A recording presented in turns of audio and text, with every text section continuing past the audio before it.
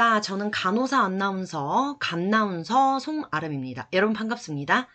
여러분 지금 함께 할 시간은 2025년 마취 적정성 평가, 즉 제4차 마취 적정성 평가에 대한 얘기 해보려고 합니다. 이미 1차, 2차까지는 상급종합병원, 종합병원, 그 다음에 전문병원을 대상으로 했었다면 3차부터는 대한민국의 의료기관 30병상 이상의 병원급부터 마취 적정성 평가 시행했습니다. 자, 그래서 이번 시간에는 여러분들이 평가 어떻게 받아야 되는 건지, 서류 어떻게 내야 되는 건지 이런 것들의 핵심을 두고 말씀드리도록 하겠습니다. 자, 먼저 마취 적정성 평가라고 하는 거는요. 기본적으로 자, 환자가 마취를 받는 환자가 보통 의료사고 같은 것들이 있거나 아니면 합병증이 심각한 경우 많아서 과거에 이제 의료의 질 개선과 환자 안전관리를 위해서 이제 마취 적정성 평가도 요렇게 적정성 평가 안에 들어가게 됐습니다. 자, 그래서 주요 변경 내용은 3차 평가 안 받으셨던 담당자분도 있기 때문에 어차피 지금 4차 평가에 포커스를 맞춰서 말씀드릴 거기 때문에 뒤에서 좀 자세히 말씀드리고요. 자, 그 다음에 대상 기간은 지금 2025년 6월에 이 자료를 다 받아보셨을 거예요, 기관에서.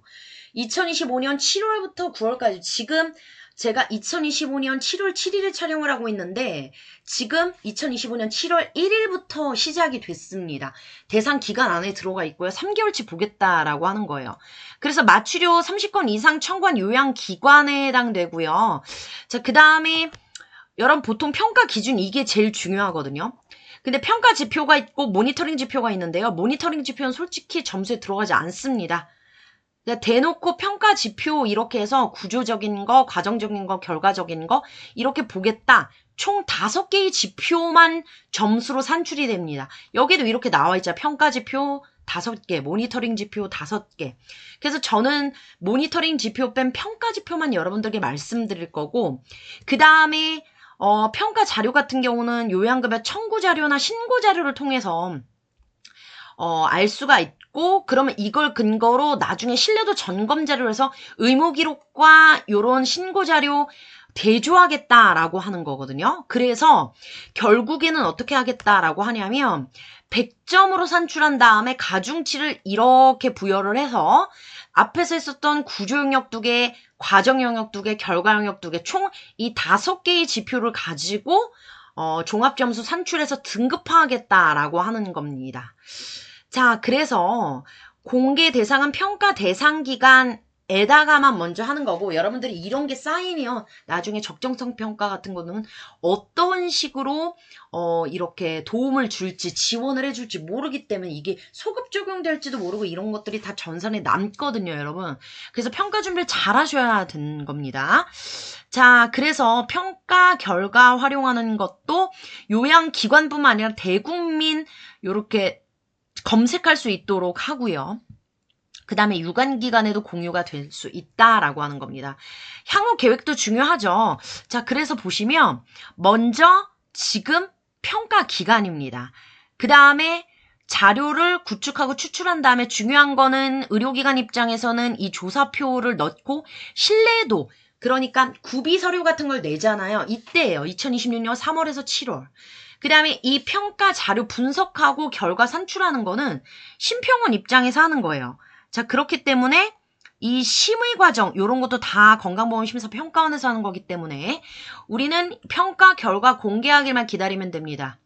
자, 정확히 1년 5개월 후겠죠. 2026년 12월로 예정이 돼 있고 이것이 2027년 초반으로 또 갈 수도 있고 여기에 나와 있지만 진행 일정은 추진 여건에 따라서 변경될 수가 있다라고 나와 있잖아요. 그렇기 때문에 대략적으로만 알고 계시면 되겠습니다. 자, 먼저 평가 지표 5개 중에 첫 번째 지표입니다. 마취통증의학과 전문의 1인당 월 평균 마취 시간. 그래서 당연히 전신마취를 하는 이 마취 수술 기관에서는 당연히 마취통증의학과 전문의를 고용을 해서 몇 명인지 그리고 되게 중요한 게 월 평균 마취 시간이에요. 분모 분자 이렇게 둬서 이런 것도 다 신고를 하게 돼 있거든요. 여러분 항상 적정성 평가, 각종 평가는 근거가 있습니다. 아니 무슨 근거로 이런 산출식을 내? 라고 하겠지만 선정 근거가 이렇게 나와 있고 참고해 주시면 되고요. 진짜 중요한 거는 그럼 우리는 세부 기준을 따르는 거죠.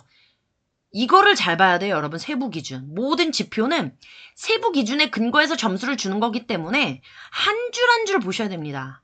건강보험심사평가원에 신고된 마취통증의학과 전문의수 그래서 상근, 비상근, 초빙의 이런 식으로 해가지고 산정을 하겠다라고 하는 거고요.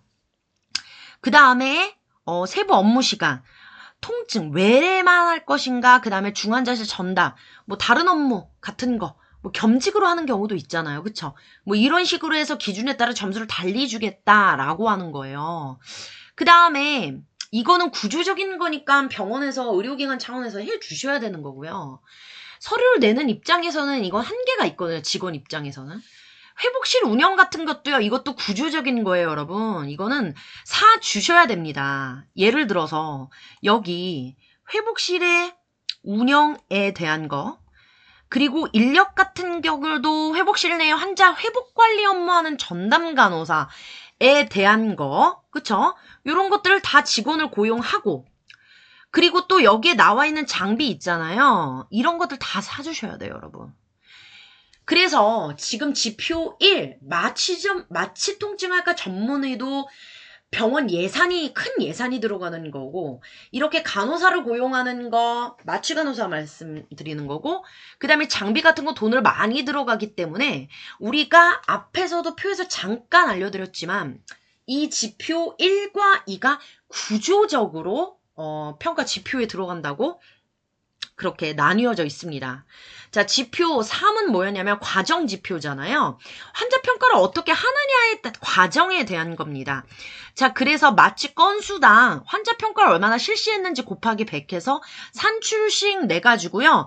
이 평가 기록지에 이게 시트지에 이거 다 들어가 있나 반드시 확인하셔야 되고 여기 안에서 그 건수마다 실시를 했는지가 반드시 있어야 되는데 여기 했다는 전제 조건은 마취 전에 환자를 대면하고 그쵸?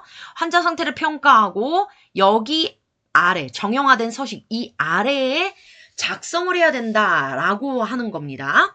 자, 그러면 지표 4도 역시 과정 지표잖아요. 여기에 이제 평가 대상 마취 환자 수 대비 오심 구토 그리고 통증 점수 측정에 대한 거라고 해서 측정 기준으로 했을 때 여기 회복실 입시 환자 중에 입실 중 퇴실 시 최소 2회 이상이라는 것 그럼 주의를 해주시고요. 그 다음에 통증평가 도구 바스나 NRS 많이 쓰잖아요. 근데 제외 기준 같은 경우도 있어요. 중환자실에 들어갔다거나 격리 뭔가 감염돼서 격리가 필요한 경우 아니면 사망되는 경우 제외하고는 다 여기 안에 들어갑니다. 그래서 과정지표에서 자 여기 지표 4번째 마지막 평가지표 안에 들어가는 지표 마지막 5번째입니다. 자 여기 정상체온 유지 이게 또 그 전년 그 3차와 좀 달라진 거잖아요.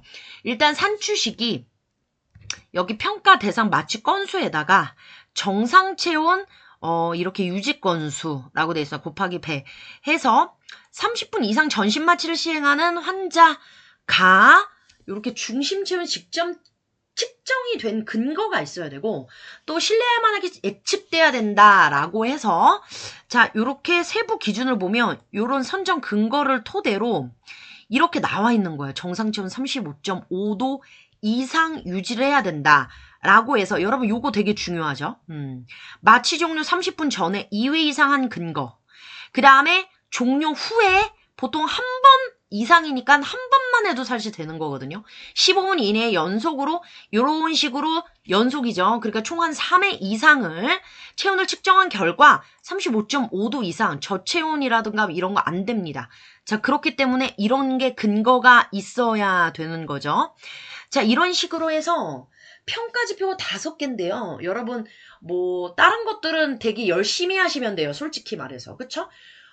그 과정 지표인 3, 4번, 그 다음에 결과 지표인 5번은 정말 우리가 열심히 수작업해도 되는 건데 사실 구조적인 평가지표 1, 2번 같은 경우는 여러분 이거는 의료기관에서 해주지 않으면 못하는 건데 뭐 나머지 같은 경우는 모니터링 지표니까 하실 분들 하시고 안 하셔도 종합점수 등급 전혀 상관은 없다는 거 이렇게 알아주시면 되고요. 자, 이런 식으로 해서도 담당자분들은 이렇게 점수 산출 기준도 자세히 알아봐 주셔야 됩니다. 자, 이런 식으로 해서 여기 계속 말씀드렸던 거 정리한 거는 앞에서 했었던 이 부분 있잖아요. 여기에 나온 이 평가 지표 5가지 말하는 거예요.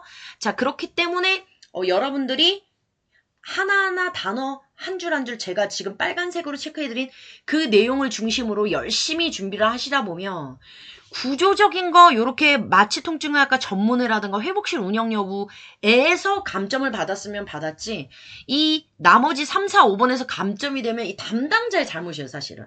네, 그렇기 때문에 여러분들 서류 열심히 하셔서 적정성 평가 반드시 좋은 점수 받으셔서 좋은 등급 받으시길 바랍니다. 우리 병원의 얼굴이에요.